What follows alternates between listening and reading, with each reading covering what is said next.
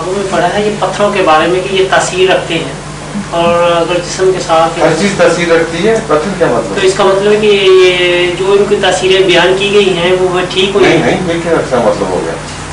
और मेरी बात इतना गलत मतलब निकाला आपने कि मैं हैरान हो गया। मैंने सिर्फ इतना कहा कि पत्थर तासीर रखते हैं, हर चीज तासीर रखती है। इसका ये मतलब किस तरह है कि जो लोग बयान करते हैं वो दुरुस्त है? जो लोग किताबों में अमूमन ये हमने कुछ किताब डाइजेस्ट में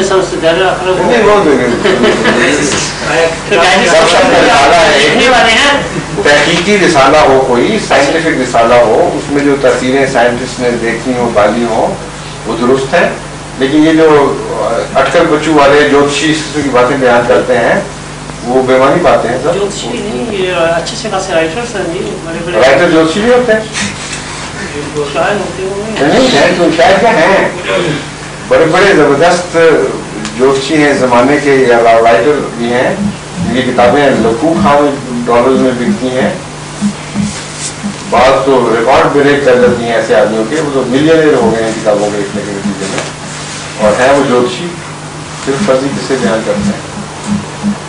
तो ये कहाँ से मालूम हो सकता है ये पत्थर कौन कौन सी तासीरें रखते हैं? अरे पत्थरों को जरूर से मानना है।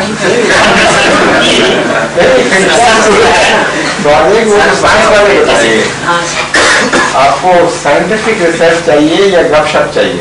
साइंटिफिक रिसर्च चाहिए। किन पत्थरों के मुताबिक? ये जैसे ज़मरुद है, याकूत है, उनके मुताबिक तो साइंटिफिक रिसर्च आप जो से पता करें जो पत्थर की क्वालिटीज के मुताबिक क्या क्या किताबें लिखी गई है वो आपको बताएंगे। वो पत्थर इस्तेमाल हो सकते हैं बाद में। क्या मतलब?